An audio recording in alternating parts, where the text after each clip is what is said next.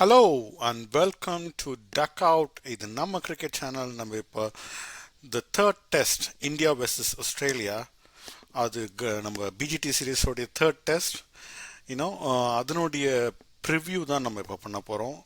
So let's start. எப்படிங்க ஆரம்பிக்கிறது?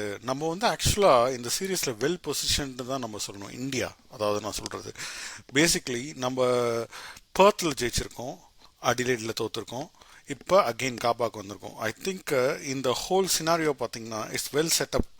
ஏன்னா இந்தியா எதிர்பார்த்தது என்னன்னா அட்லீஸ்ட் இந்த ஃபர்ஸ்ட் 2 டெஸ்ட் மேட்ச்ல ஒன்றாவது ஜெயிச்சிருக்கணும். ஏன்னா ரொம்ப டஃப்ங்க. நம்ம பேர்த்தில் ஜெயிக்கிறது ரொம்ப கஷ்டம், அதுவும் அடிலையில் டே அண்ட் நைட்டில் ஜெயிக்கிறது ரொம்ப ரொம்ப கஷ்டம். ஆக்சுவலாக நம்ம அப்படி பார்த்தோம்னா we are in a very good position going ahead to the third test. இந்த தேர்ட் டெஸ்ட் நமக்கு எப்படி போகுதுன்றது முக்கியம் இல்லை, ஆனால் we are in arrived there in a very good position தான் சொல்லணும். ஸோ இது ஒரு நல்ல start for the serious.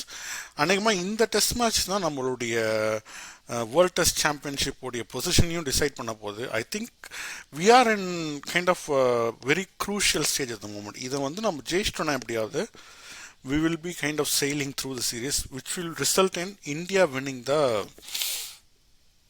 series ஒரு 3-2 அந்த மாதிரி ஜெயிச்சாலே I think we have a good enough chance to qualify for the World Test சாம்பியன்ஷிப்னு நினைக்கிறேன்.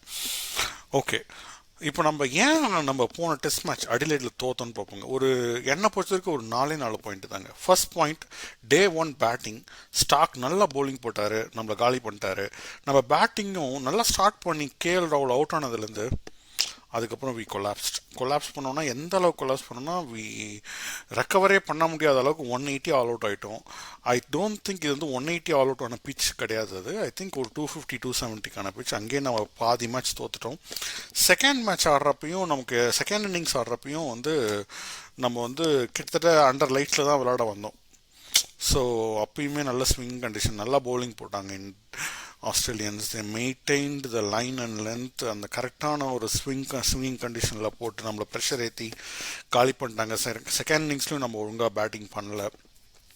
ஒன்லி ஒன் மேன், அதாவது நிதிஷ்குமார் ரெட்டி மட்டும் தான் போத் இன்னிங்ஸ் நல்லா விளையாண்டாரு. ஆல்தோ கில் 2 இன்னிங்ஸ்லையும் நல்லா ஒரு பொசிஷனுக்கு போய் நல்லா விளாட்ற மாதிரி இருந்தாலுமே அவர் இன்னும் கொஞ்சம் பெட்டராக பண்ணியிருக்கணும். ஆக்சுவலாக கொஞ்சம் அவர் கான்சன்ட்ரேஷன் லேப்ஸால் அவர் கொஞ்சம் விக்கெட்டை விட்டார்.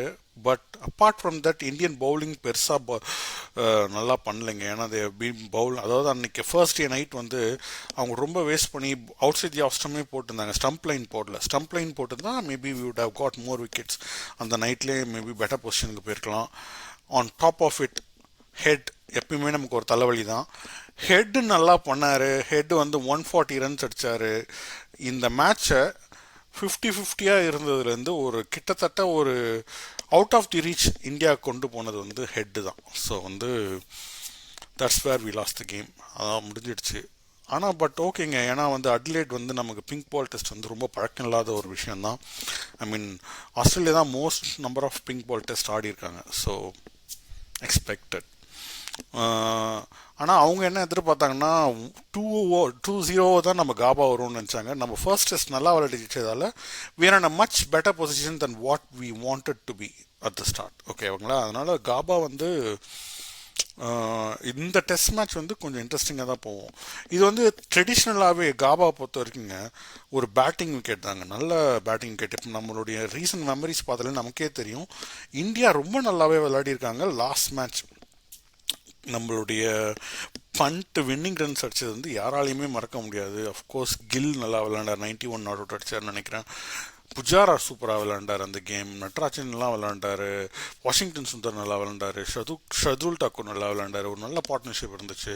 பேட்டிங் ஒரு 350க்கு மேலாம் அடித்தோம் நம்ம. அதனால் இது ஒரு பேட்டிங் விக்கெட் தான், பட் பவுன்சியர் விக்கெட், அவ்வளோதான் வித்தியாசம். ஐ திங்க் இப்போ நம்ம இந்த டெஸ்ட் மேட்ச் பேட்டிங் நல்லா பெர்ஃபார்ம் பண்ணனா, நம்ம கேஎல் ராகுல், யசஸ்வி ஜெய்ஸ்வால் நல்லா ஓப்பனிங் கொடுத்தாங்கன்னா, கான்சன்ட்ரேஷன் லேப்ஸ் இல்லாமல் கில் நல்லா விளையாண்டார்னா, I think we have a potential bowling lineup which can get you the 20 wickets in this wicket.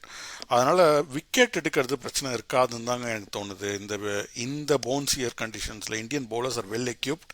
முக்கியமாக சிராஜ் இருக்கார், of course the spearhead Bumrah இருக்கார், அஃப்கோர்ஸ் அதுக்கப்புறம் ஆகாஷ்தீப் ஆடினாலும் ஆடுவாங்க. So you never know who is going to play. But யார் விளாண்டாலுமே bowling is I think ஒரு கம்ஃபர்டபுளாக ஒரு 20 விக்கெட்ஸ் எடுத்துடலான்ற மாதிரி தான் இருக்குது.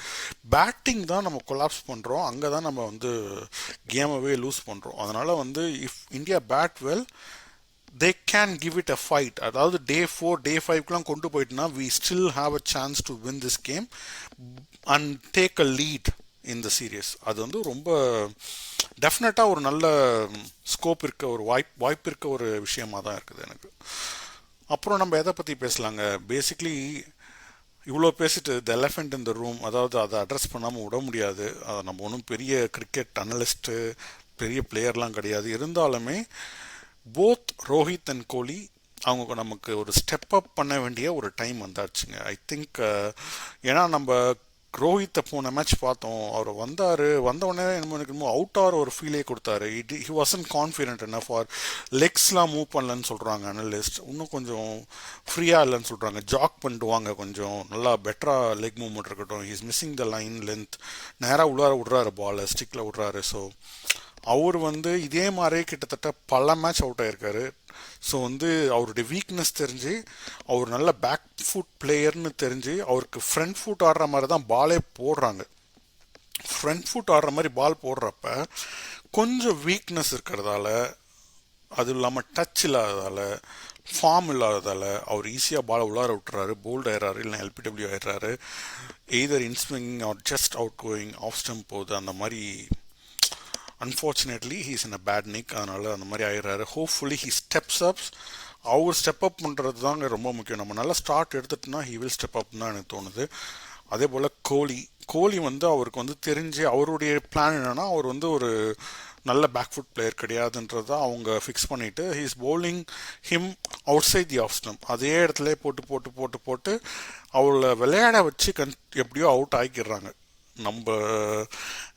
நம்ம ஒன்றும் புதுசாக எக்ஸ்பர்ட்டாக இருக்கணும்னு அவசியம் இல்லை. நம்ம பார்த்தாலே தெரியுது there is a plan for கோலி.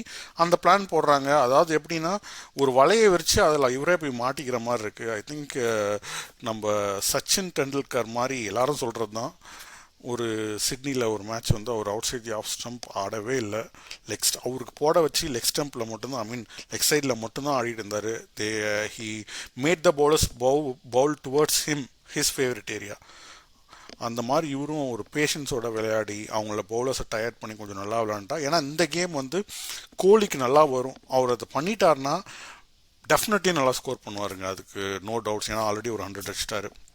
ரோஹித் வந்து I think he should go on the attack. His best way to defend is to attack. அவர் அட்டாக்ல போய் கொஞ்சம் அவங்களுடைய லைன் அண்ட் லென்த்தை டிஸ்டர்ப் பண்ணி அவங்களுக்கு கொஞ்சம் ஷார்ட்டாக போட வச்சு then he will settle in and then he can perform அப்படின்னு தோணுது. ஸோ இவங்க 2 பேருடைய சின்ன இஷ்யூவை அட்ரஸ் பண்ணிட்டோம். It's up to them after that. அவங்க 2 பேரும் நல்லா பெர்ஃபார்ம் ஆனால் இந்தியா வந்து ரொம்ப நல்லாவே பண்ணுங்க அப்படின்னு தான் எனக்கு தோணுது. So to wrap it up, நான் என்ன சொல்லுவேன்னா, going in to the series maybe நம்ம வந்து போன டெஸ்ட் மேட்சை மட்டும் பார்த்தோன்னா மேபி இது வந்து நமக்கு ஒரு நெகட்டிவாக படலாம். பட் ஓவரால் இந்த சீரியஸை பார்த்தோன்னா 1-1 நம்ம வந்து we are equalling them at their home ground. அப்புறம் லாஸ்ட்டு 2 தடவையும் நம்ம அவங்கள ஹோமில் போய் சீரியஸ் வச்சுருக்கோன்றதால அந்த பாசிட்டிவ் ஆட்டிடியூட் கொண்டு போனால் வி ஆர் ஆக்சுவலி வந்து நல்லா ஜெயிக்கிற ஒரு பொசிஷனுக்கு அட்லீஸ்ட் டே 4 டே 5க்கு இந்த மேட்சை கொண்டு போகலாம். அப்படி கொண்டு போனால் we will be in a very good பொசிஷனுங்க. அப்படி தான் எனக்கு தோணுது. ஓகே, நம்ம நெக்ஸ்ட் வீடியோவில், அதாவது மேபி இந்த பிஜிடி சீரியஸோடைய வியூலையோ இல்லை இந்த மேட்சோடைய வியூலையோ இல்லை ஐபிஎல் சீசனுடைய ஆக்ஷன் அனாலிசிஸ் பண்ணிகிட்ருக்கோம், அந்த வீடியோலையோ we will meet again. Until then, a signing off, Kiraba. Bye.